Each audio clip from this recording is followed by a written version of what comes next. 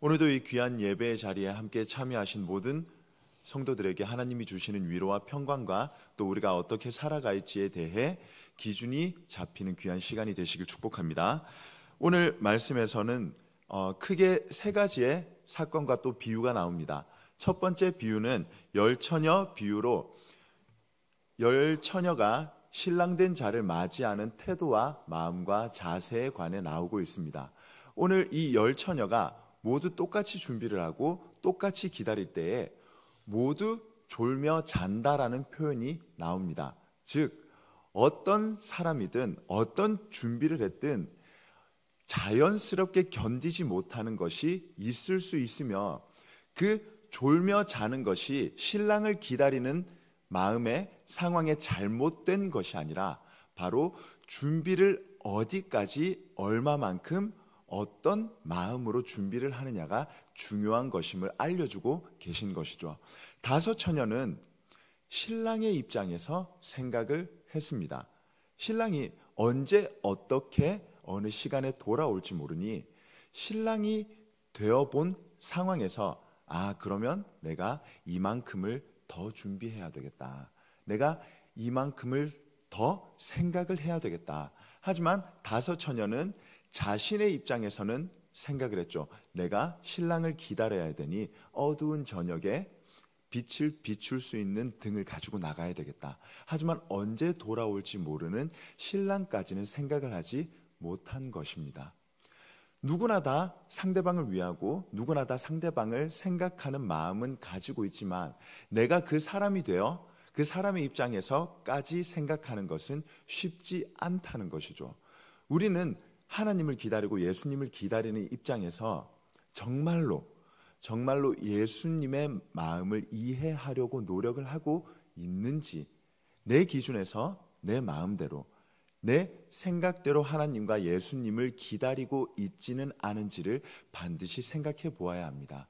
이것을 제대로 생각해 보지 않는다면 굉장히 이기적인 마음으로 상대방을 기다릴 수 있게 된다는 것이죠. 신랑 입장에서는 얼마나 기분이 안 좋았을까요? 신랑 입장에서는 얼마나 마음이 상했을까요?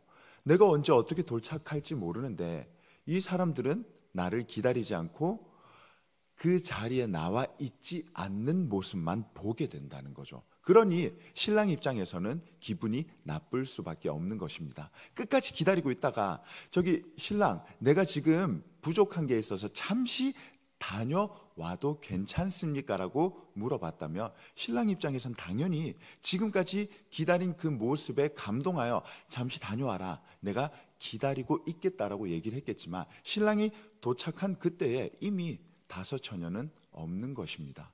오해를 할 수밖에 없는 상황이고요. 그 상황에서 신랑은 화가 날 수밖에 없습니다. 그리고 나서 마지막 열처녀 비유 사건에 깨어 있으라는 표현이 나옵니다. 이 때에 만약 준비하지 못한 다섯 처녀가 잠들지 않고 깨어 있었다면 나의 등에 줄어드는 기름을 볼 수 있었겠죠. 지금 내 등에 기름이 줄고 있으니 언제 올지 모르는 신랑을 맞이하기 위해서는 기름이 더 필요하겠구나. 잠시 내가 다녀와야 되겠다. 다른 처녀들에게 얘기를 했겠죠. 나의 등에 기름이 줄어가는 것을 보니 조금 더 필요할 것 같다. 내가 잠시 다녀올 테니 신랑이 왔을 때 나의 상황을 얘기해달라.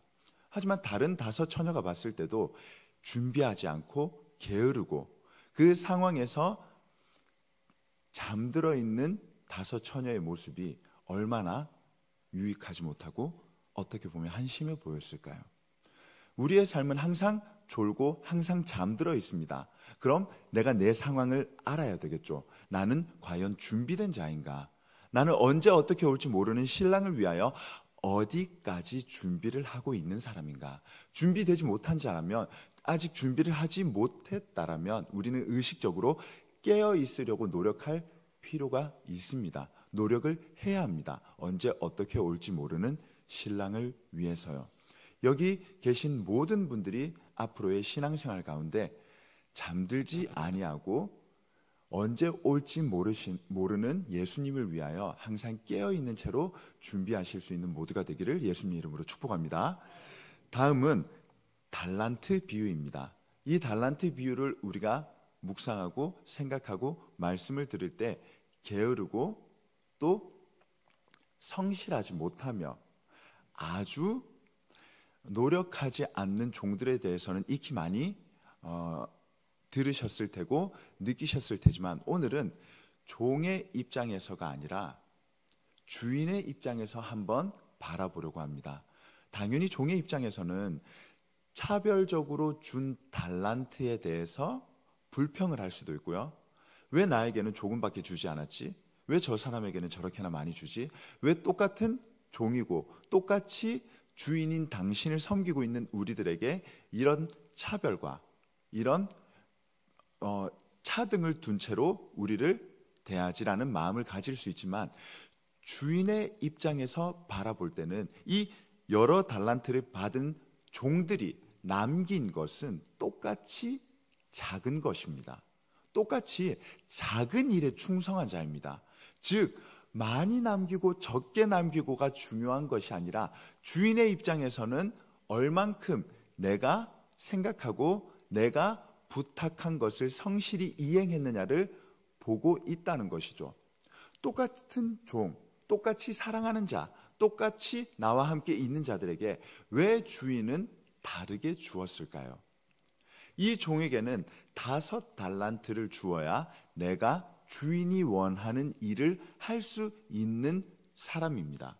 그리고 똑같이 3달란트, 2달란트, 1달란트 이것을 다 달란트의 개수와 상관없이 바라본다면 이 사람은 3달란트만 주어도 주인이 원하는 일을 할 수 있는 사람인 거죠.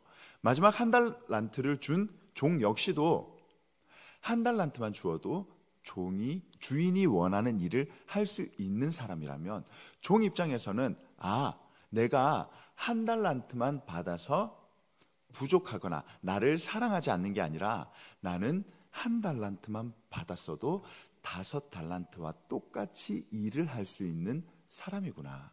내가 받지 못한 것을 보는 게 아니라 내가 이미 받은 것을 볼 수 있는 분별력인 거죠.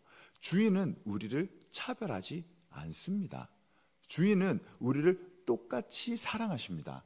주인은 많은 종들을 항상 사랑으로, 항상 배려로, 항상 위함으로 대해 주시고 차이가 있다면 그것을 바라보는 종들의 마음입니다. 오늘 본문에서도 이 종은 유익하지 못한 마음을 가지고 게으른 마음으로 성실하지 못한 행동을 해버립니다. 그리고 그것을 본 주인은 화를 내게 되는 거죠. 다시 한 번 더 말씀드립니다. 주인인 하나님께서 보시기에 우리는 똑같이 존귀하고 똑같이 사랑스러운 자들입니다.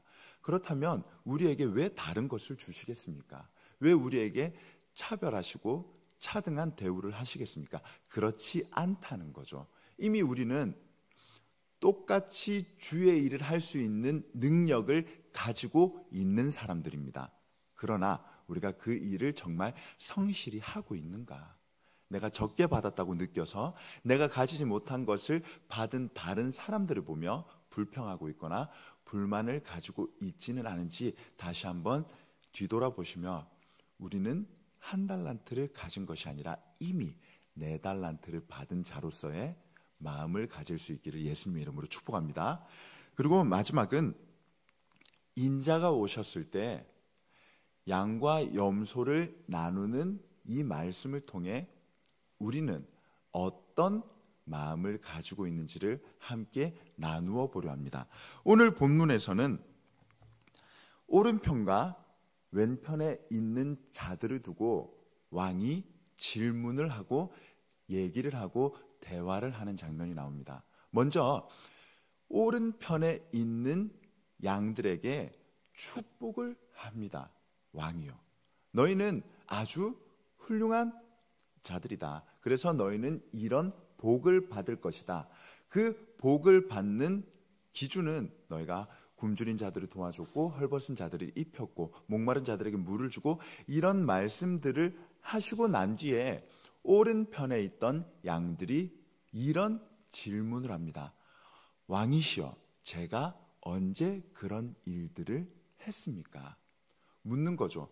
자신의 삶을 왕의 기준에서 다시 한번 확인을 합니다. 제가 잘한 게 맞나요? 제가 왕이 원하시는 일을 한 건가요?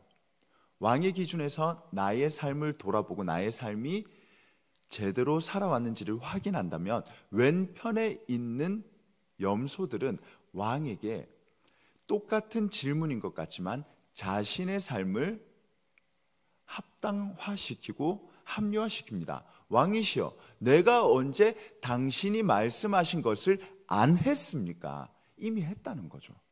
나는 했는데 왜 왕이신 당신이 나를 모르십니까? 왜 나를 알아주시지 않습니까? 하지만 여기에서 가장 큰 차이점은 오른편에 있는 자들은 자신의 삶을 왕의 기준에서 다시 한번 생각하고 이해를 하고 물어봤다면 왼편에 있는 염소들은 자신의 기준에서 왜 내가 하지 않았는지를 묻고 있다는 것이죠. 신앙생활이라는 것 너무 어렵습니다.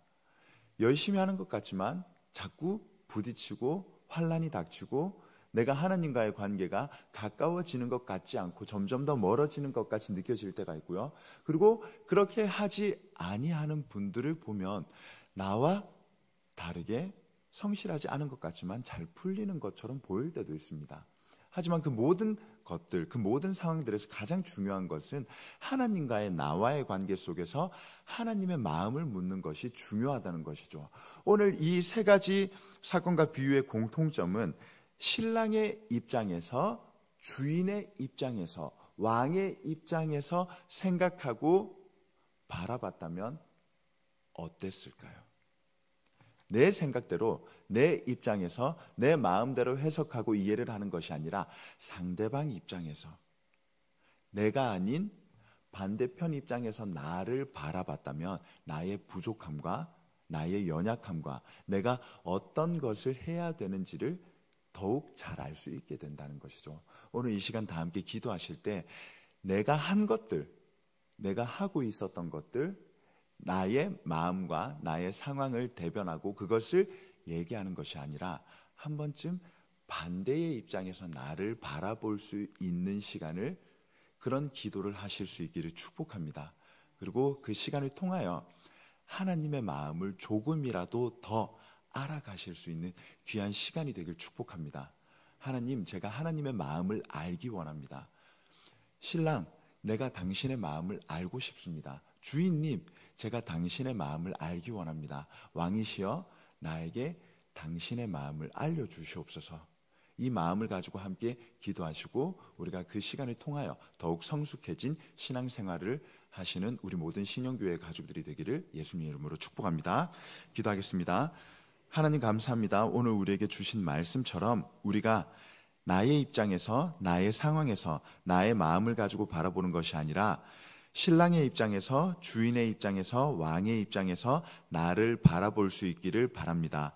나의 부족한 점, 나의 연약한 점, 내가 무엇을 해야 하는지를 알려주시길 부탁하오니 하나님 우리에게 마음을 허락하여 주시옵소서.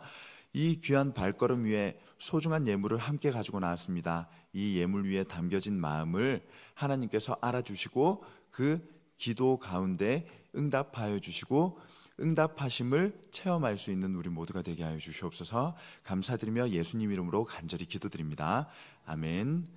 하늘에 계신 우리 아버지, 아버지의 이름을 거룩하게 하시며 아버지의 나라가 오게 하시며 아버지의 뜻이 하늘에서와 같이 땅에서도 이루어지게 하소서. 오늘 우리에게 일용할 양식을 주시고 우리가 우리에게 잘못한 사람을 용서하여 준 것 같이 우리 죄를 용서하여 주시고 우리를 시험에 빠지지 않게 하시고 악에서 구하소서. 나라와 권능과 영광이 영원히 아버지의 것입니다. 아멘.